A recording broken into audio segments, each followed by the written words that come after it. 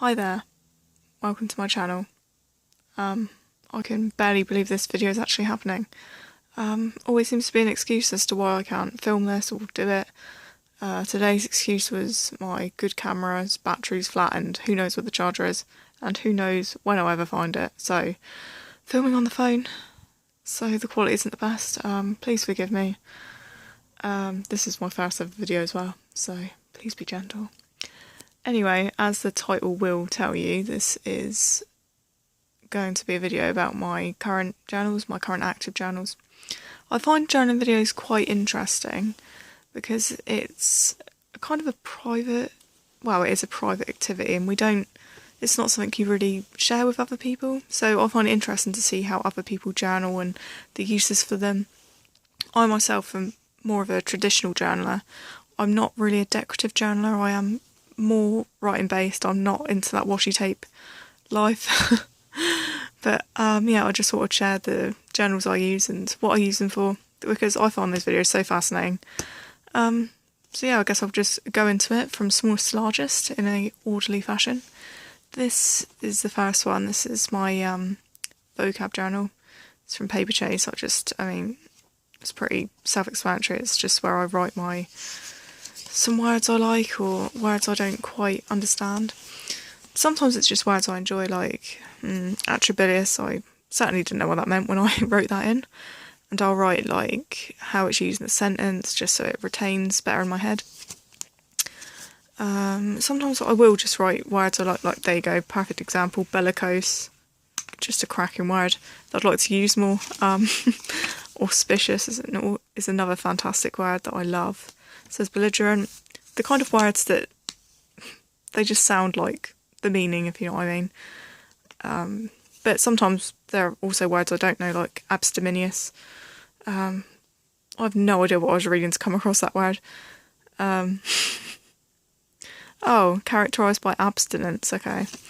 That kind of makes sense, but yeah, so this is my vocab journal. It's from Paperchase, A6 size, really simplistic, lovely design. I really enjoy using this, and the paper quality is always lovely in Paperchase, to be honest. So yeah, that's my vocab journal.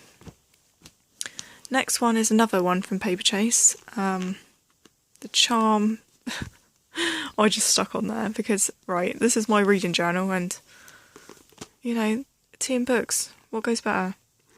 Not much. I was going to actually make an effort to decorate this, but I'm not into that decorating life.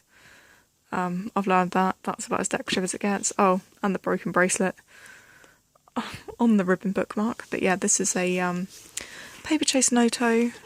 It's a really lovely notebook. I mean, the colour is quite loud for my preference, but it was on sale, and I don't know. But yeah, I love this book. It's great. I might do a tour of this one.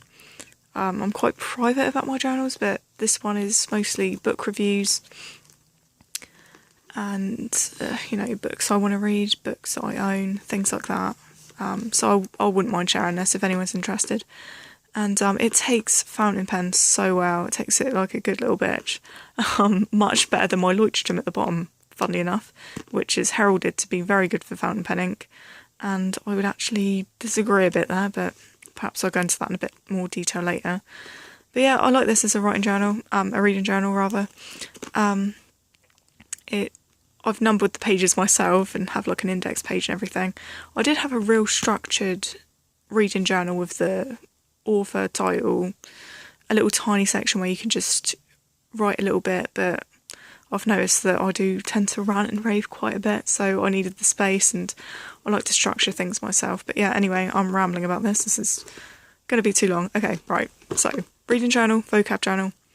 This is my outline journal, kind of like planning journal. This is where if I've got a story that needs tight planning, I will plan in here. And yeah, like I have this quite complicated fantasy story, and that had a lot of family trees that I had to reference and things like that, things that I couldn't just keep on Scrivener. And I also try to use this as a kind of idea catch-all. If you're interested, this is just a cheapie, I think it's a Globetrotter Globetrotter journal from Smith's, just a real cheapy journal, but feels quite lovely. Soft cover. I love soft covers. I have a bit of a fetish of soft covers.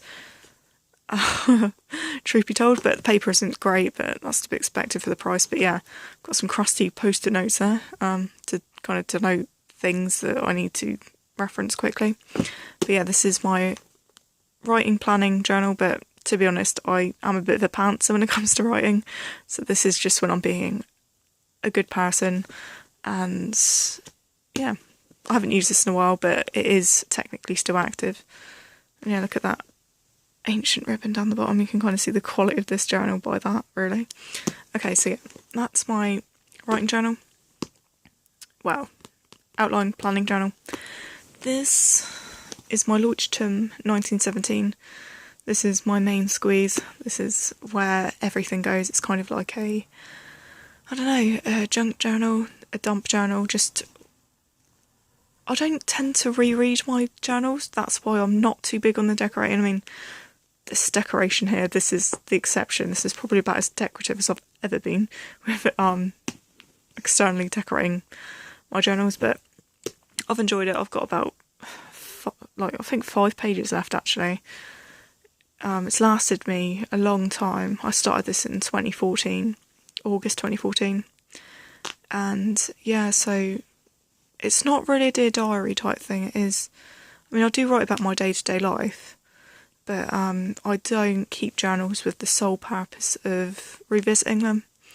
I tend to not reread journals until they're very old, and even then I kind of try not to go back to them because, I don't know, for me, I know some people keep it as a record of their life and they want to look back on it, give it to their kids. I kind of use it as a brain dump. I will index what I want to find later, like if I've got story ideas, I'll just pop in there, or little excerpts I've written, or memories I want to remember, I will index them at the front, but I won't read it front to back, because this is kind of like, I think journals are kind of like a no judgment zone, even from yourself, and I don't think I'll get the benefit of journaling if I wrote in it as if I wanted to reread it, if that makes sense. But yeah, everything goes in here. Ideas, rants, raves. Again, not really a daily life thing. I mean, this has lasted me since 2014. That should tell you something about about that. I do not write every day. It's often, sometimes, you know, when you get angry at something on Facebook or something, I will just like write 3 pages about, like the cult-like status of minimalism or something. And it kind of saves me from angering everyone on Facebook and getting into pointless arguments. And it also kind of helps me sort out my opinions before they're fully formed, especially with England when we're voting in or out of the EU.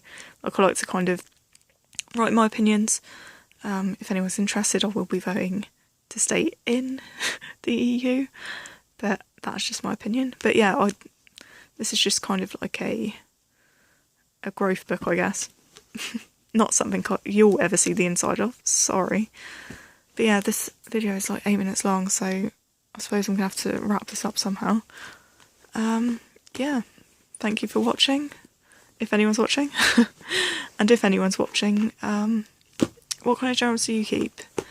And are there any of you just simple writing journalists out there, or are you all decorative types?